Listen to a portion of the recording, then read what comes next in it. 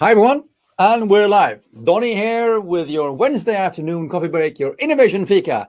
Back again after the summer break. I hope you've had a wonderful summer. I have. I've been completely disconnected for the last 5 or 6 or 7 weeks, and I'm so glad to be back here. We did our last show before midsummer with Yusuf Falisan, and now today we're starting it up again. So every Wednesday now, Wednesdays 2:30 p.m. Swedish, 14:30 100 hours. CEST for now, CET for the autumn. Watch this channel for Innovation Fika. So we have Innovation Fika. We're live with Donny, live on LinkedIn, YouTube, and Twitch every Wednesday, 2:30 p.m. Swedish. And make sure to follow me. Follow me on LinkedIn and on Instagram, Twitch, and YouTube, where I do the videos, live broadcasted videos there as well. And I post almost daily. We'll be starting posting daily as well on LinkedIn, maybe Instagram. Not sure. Let me know. Do you want me to post on Instagram or not? If you don't, I won't. If you do, I might. We'll see. If you want to subscribe to my newsletter, go to innovationfika.com and you'll can fill in your name and email address there. Or if you're in Sweden, you can text to 71140.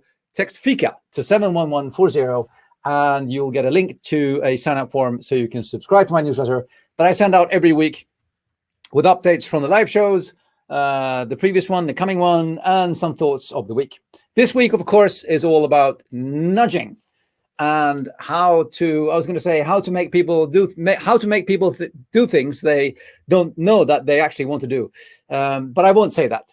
Instead, I will invite the world's most foremost expert, a really, really good friend of mine, an old good friend of mine. We met the first time back in, I don't know, some time ago now in Silicon Valley, actually, we met. But now we both live in Sweden. And I'm super happy to invite her to the show today. Welcome aboard, Katharina. Hi. Thank you so much. And thanks for welcome in. I'll have to add your name here. Here, look at this. Katharina. No, it's not spelled right. It's Paoli, isn't it? I have to, hang on. We can fix that in the. Okay, let's do it live. Perfect. Yeah. But hi. Thank you so much for inviting me. Great, I'm great. And that's a really clever thing you have there, where you can text Fika to that number. I didn't know that.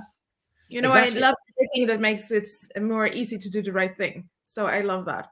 You mean I did a nudge? That was kind of fantastic.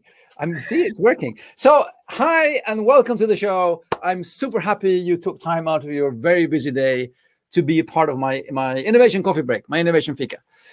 Let's just start by saying, who is Katharina and what is nudged? So, well, I'm an entrepreneur, as you are, and hopefully an innovator also. And I work in the field of behavioral science and sustainability. And me and my team, we're experts on nudging, as you mentioned. And it's a method where you can help people to make better choices. And we do that within the Sustainable Development Goals. So everything we do is focused on sustainability. Okay. Yeah, but short about me, my background is in communications, actually. And I've had a couple of companies before. And Nudged, we started in 2019. And we are a SaaS platform using behavioral science to make climate-friendly habits easier. Cool. And sorely needed today, because I read a report, and I actually read a report last year about that the pandemic has actually, we're fallen back on regarding the SDGs and the goals for 2030, and we're struggling to reach them. We were struggling to reach them before the pandemic, but now we're struggling even harder to reach them. The latest IPCC report that came out just a couple of weeks ago regarding the state of the climate in the world, where you might have seen the headlights saying "Red Alert." We need to act now. Yeah. And I've been pushing that message for many years now. So it's really nice to see the headlines saying the same thing. Yeah, I agree with you. I think that most of the people, and me as well, that have been working with this, these kind of issues for quite some time, finally people are actually waking up to it. It's a pity that it had to go this far, but finally I think that things are happening. it's better to wake up today than tomorrow, right? So Oh yeah, definitely. Oh yeah, definitely. I mean, what's the old saying that the best time to plant a tree was 50 years ago, and the second best time is today. So you're completely right. Better to wake up today. So if you go, then we can go to nudged.se, and we can find out more about your organization and how you do things. But let's talk about nudging as a phenomenon. And by the way, everyone watching, post your questions in the comments, and we'll add them up here as we go along. But first of all, let's see what is nudging. I mean, the concept of nudging. Yeah, as really short then, as mentioned, it's a method within behavioral science, but it also takes in design and cognitive science and psychology. So basically, it's very often called choice architecture. So you try to design a choice situation so it's easier to nudge people in the right direction. Mm-hmm. Small and indirect suggestions that aim to influence the motives and decision making, instead of putting on a punishment or legislation or the traditional carrot and stick mentality. We try to arrange the situation so people make the better choice themselves, without having that whip on their shoulders. And it's very often also called like small friendly nudges in the right direction. And that's just what it is. It's basically helping people to make better choices with that friendly push. And what, I mean, just so we can, give me an example of this, a positive nudge of helping people to make a better choice. What could that be? Just as an example. I can give you the most famous nudge in the world. The most famous nudge in the world. Okay. This is actually, it's kind of old now. And I think all the men that are listening might have even experienced this one. If you've been to a public restroom one day, because the first, it's called the urine fly. And yes. What is that? Well, the first one was at Schiphol Airport. And when you went to the men's restroom there, you could see that there was something in the bottom of the toilet. Yes. And everyone was wondering, what is that? And it was actually a little sticker of a fly.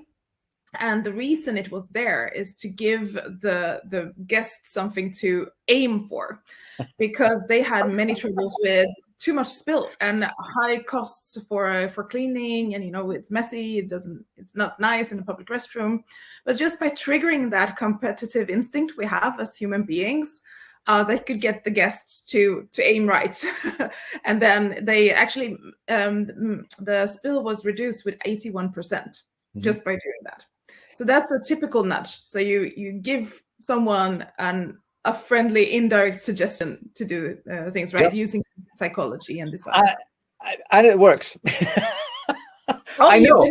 I've been there. I've tried it, and I won't say I fell for it, but as you say, it's one of those things that maybe it says more about male human nature than about the actual nature of nudging. But hey, it works, and if it works, then fine. Oh, you have to design the nudge for the audience, right? So yeah, of course. I mean, of course. That and that comes back to, I think, my next question would be, but how can we as a business, if we want to, or if me as an entrepreneur or startup or a business or whatever, if I want to use, the nudging as to help me, help my customers and make better choices. Where do I start? I mean, how do I start? So first of all, you need to decide where is the gap between the intention of the customer and the action of the customer. So that's what it's about. How can we close that gap using psychological mechanisms? And when you know that, then you can put in a nudge. And I think that it's for all companies today, whether you're a tech company or you're a store or whatever you work with, there are always situations where we need to make choices. And if you can guide your customers or your employees to make the better choice for the environment, for example, or for better sustainability overall, then you have a lot to gain on that. Yeah. So finally, you were working, and excuse me if this might not be the right example, but you were working with the City of Gothenburg, right? With the ashtrays. Was that the thing? Yes, I can tell you about that. We had we worked with the City of Gothenburg for a couple of years, and they had a lot of littering issues. So people were littering in the streets, basically. When we narrowed that down, it came out to be cigarette butts. And that's a huge, enormous problem all over the world in all the cities. Cigarette butts, for some reason, don't end up in the ashtray. They end up in the streets.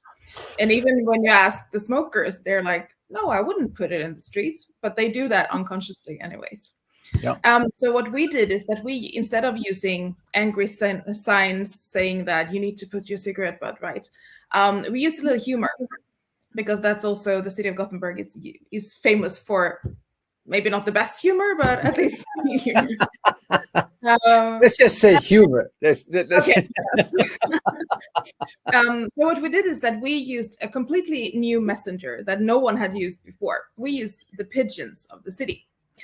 And so the pigeons were those telling people, so please put the cigarette butt in the ashtray over there, because we're trying to quit smoking. And then it was this picture of a pigeon with a nicotine patch on his chest, looking, pretty, that he needed to quit smoking, basically. And just that simple, a little humoristic, a fun way to get the message across. It actually had 70% better result than the traditional back ashtrays. So that also led to us winning the International Nudge Awards that year. Cool. Did it work? Yeah, it worked really, really well. Yeah. Cool. Well, good. So, okay. So identifying a gap, or when you say gap, is it like identifying a problem that you have, or is it what when you say identify the gap, what do you mean by that? So we map what the behavior looked like today. Because many of us have the best intentions. Both you and I know that you should take the bike instead of the car, for example, or you should eat more vegetarian food instead of meat. But maybe we don't always follow what we actually think are core values or what we want to do. So that's the gap. And we need to identify what is it, and also what is the struggle behind it. So very often it's very unconscious struggles. And we're biased in many, many ways as human beings. So if we can narrow down what are those biases, and then add some nudging techniques to help that, and to be in that specific choice situation, that's where we can put the nudge, and then we get a better result. Cool. And I think the concept of nudging is fascinating. I really do, because it's. I'll give you an example of what I think is of course, I think it's a kind of negative. I'll call it a negative influence, and I don't mean to be negative on the electric scooters all around the city, but the concept of putting them everywhere and making them super accessible to everyone at any time is, of course, a way. I mean, it would be if the scooters had been sort of locked away in, like the city bikes used to be. The bikes you could rent. They were like stuck in a city bike holder thing, and you had to go there, and you had to have an account, and then which you have to do with the scooter as well. But it feels like they made it so incredibly easy for people. Oh, here's a bike. I'll take this. I'm going over there. Oh, why should I walk when I can? Yeah. Yep. I'm not saying I sympathize with that. I'm just saying that it's a very cunning way of just entering into our everyday. I'm going to walk here anyway, so why do I just take a bike and don't have to? Kind of thing. I've actually seen that at least Voi uses nudging to get people to behave better when they park their e-bike. I've seen it lately that they when you park it, they ask you to take a picture of where you parked. Some of them do, yes. Yes, and it's not that you need to do that, but they encourage you to do it. But that's also a way of, if you don't want to take that picture, you probably know that you're not parked in the right way, and you're supposed to park in a different way. So that's a way to nudge people to park better, because that might trigger you. Why don't they give you points for good pictures that counts for credits for the next ride instead? I mean, But that would be a positive nudge, right? If the scooter company said, take a picture of your bike parked perfectly, and we'll give you, and we'll give you credits for your next ride. The best picture of the week gets like a month worth of credits every month or something like that. Yeah, then it's actually not a nudge anymore. It's not. Because nudges are not based on monetary incentives. Okay. Good to know. Good to know. It's behavioral design, but if you do it merely because the reason is that you get credits on your next trip, then it's behavioral design, but it's not a nudge anymore. Okay, good to know. Good distinction. Thank you for that. Okay, so then we know basically what it is. We have an idea of how to get started, but this was a good distinction. It's not to offer rewards, but it's offer behavioral. That how do I pick a nudge? How do I know that? Do I ever know what's going to work? No, I don't. Do I? No, you need to test it. We work with human behavior. We don't know in advance. You need to test it, but you can also, of course, be inspired of what others people have done and the research that is out there. Yeah. But I would say that the first thing is to consider what biases are behind the behavior you want to change, and what are the struggles, the hurdles, and psychological mechanisms that steps into place. There are always motives and drives that is not outspoken, and you need to make a thorough look into that first before you come up with a crazy fun idea of a nudge. And then you need to test it to see if it works. And when you do your experiments with your nudging, do you do like A/B testing? Do you have like two different nudges and then see which one works, or how do you usually do it? Yeah, sometimes we do A/B testing. Sometimes we do. We very often use a control group and try to have it randomized as possible. And we test different kind of interventions and to see what works best, because sometimes also it could have secondary effects that you weren't aware of from the beginning. So you always need to test, but you could try small and you can test it in a small scale.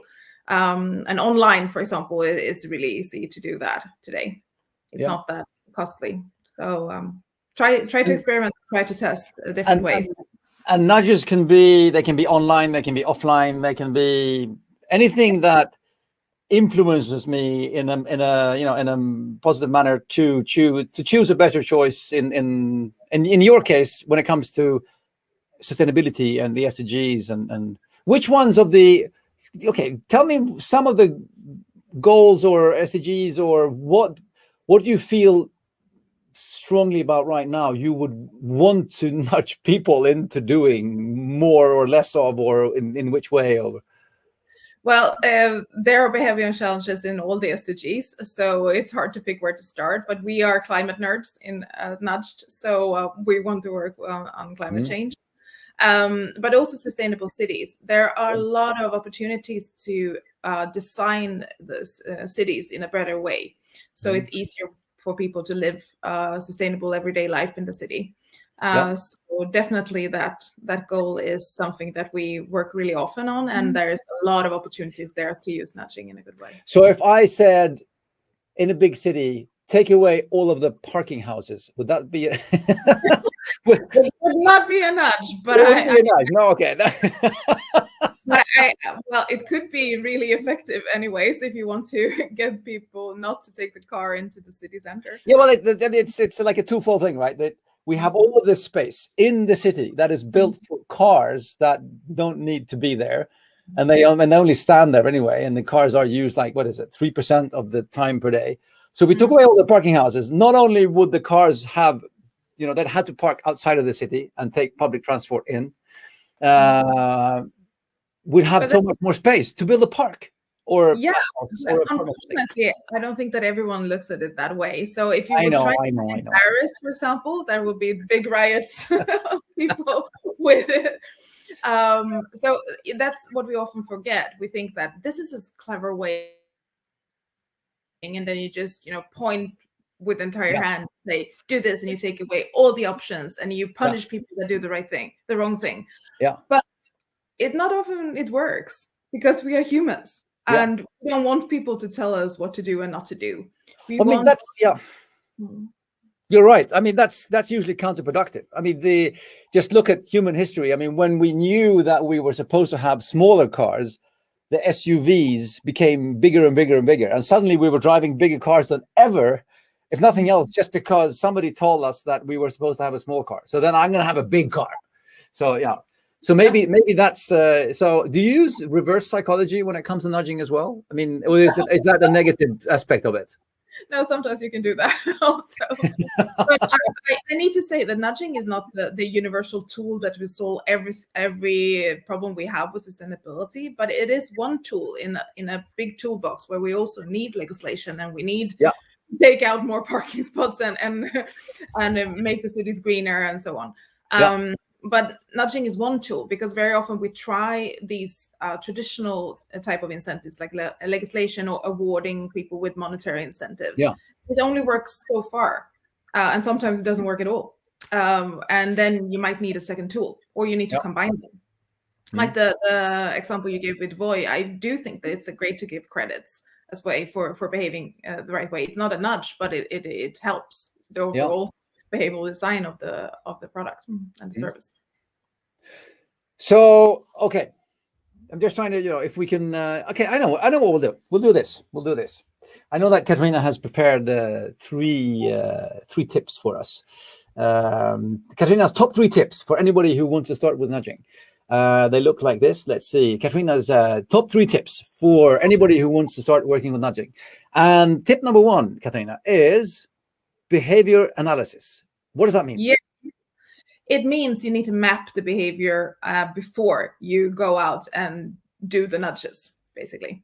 You can, of course, it's kind of easy to come up with a inspiring idea for a nudge. Anyone that find this topic interesting can go on Google, find some inspiring nudges and some fun signage and so on. It doesn't mean that it actually gives the measurable result that you want. You need to find the right nudge for the right behavioral challenge. And the way we do that is we map behavioral challenge, and we go into the psychology behind the decision making, look at all the biases, and then make an analysis of what we think would be the techniques you need to use in order to get the change you want. Okay, cool. So in the cigarette butt example that you talked about before, when it comes to the psychology behind people smoking and then just going like that, instead of going sort of, where am I going to put my cigarette butt? I mean, what sort of, in the psychology there, what was it you could sort of tap into to make people actually want to put their cigarette butt in the right place instead of just throwing it on the ground? So there we had really good data. The City of Gothenburg had interviewed 600 smokers in the street and asking them why they didn't put their cigarette butt in the ashtray. And what we found out is that many of them was completely unconscious that they put it in the street. They didn't even put it in the street, but they said, "Did I? I didn't know that." So they needed something to remind them in that situation. This was we did this pilot study we did at tram stops, and when you were there, you could see that just putting out more ashtrays wouldn't help. It actually had the opposite effect, because people came there, they could trigger you to think that, oh, I can smoke here while I'm waiting for the tram, which the city don't want to. Of course, you don't want people to smoke at the tram stop. And then the tram come, and you get into this, intuitive mode that you're like, okay, I need to rush now because I need to get on the tram. And then you forget everything else, everything about where to put your cigarette butt. So we needed a nudge that really made a noise there and then that was really powerful, and that also didn't make people get angry on the city. So that's why we used this colorful signage and also the humor, because that triggers people to remember it. Yeah, exactly. And then when you've done your behavior analysis, tip number 2 is to dare to experiment as well. Yes, you need to test, and test. Because even sometimes I hear companies that they come up with they do a behavior analysis, they come up with a great nudge, they try it, and then it doesn't work. Sometimes it's like that. And then they're like, no, nudging is not a good method. It's not working. This is just bullshit. It's just that you haven't, it might be things that you haven't considered. It could be weather effects. It could be things happening in the world at the moment that triggers others' behaviors that affects this. It could be that it's a great nudge for one target group, but not for the other, or in one place and not for the other. So you need to dare to experiment a little and try many few things. I mean, I've had the same thing when I go out and speak to companies about, you know, innovation processes and working with new thinking, and they go, yeah, well, we had one, we tried that last year, but nobody came in with any good ideas, so we stopped. It was okay. Tip number 3 from Katharina on nudging is use humor. Yes, or at least don't be afraid to use humor. No. Very often I hear like, is this really good for our brand to be, you know, this type of funny messaging and so on. A nudge doesn't need to use humor. It doesn't need to be funny to be a nudge. Very often, most of the effective nudges are not using humor, but don't dare to use it, because very often it helps along a good way. It triggers things in our brains that gives us a better feeling about that type of behavior. When you get someone to smile, you can get someone to act. So try to use that, and even if you feel it's not really the tonality that you use in your brand normally, I would challenge you to try it anyways.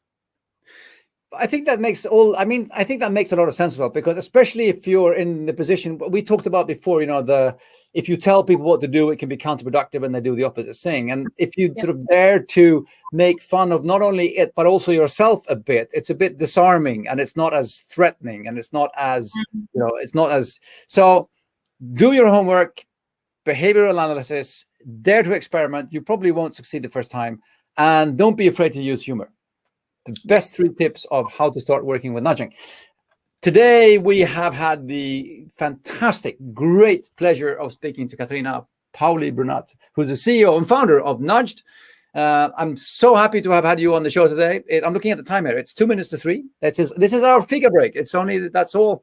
I know we've had a number of watchers. We haven't had all that many questions today. Usually, maybe they're warming up for the autumn.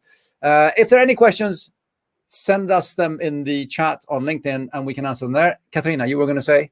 Yeah, and if you have any questions, you can also tap, if you think this is an interesting topic, tap into our Facebook group. It's called Nudging Sweden, where you can put all your questions, both in English and Swedish, that's fine. Go to Nudging Sweden, and you have, we're over 3,000 people there that are interested in nudging. So I can promise you that you will get plenty of advice, tips, and good answers there. So please join the community. Nudging Sweden on Facebook. Go there, join the conversation, and go to nudging.se. Katharina, thank you so much for being part of the show. This is my anniversary as well. It's 1 year ago today that I started with Innovation Fika. So I actually forgot to say at the beginning. Yes, 1 year today. Congratulations. Yes. Thank you. Have a fantastic day. Thank you for being on the show again. And for everyone out there watching, you can see the recording on YouTube, and catch you next week with, let's see, a comment coming in there. Joachim Yilov, thank you. Interesting. Have a great rest of the day. Thank you, Jocke. See you soon again. Bye, everyone. Ciao. Bye for now.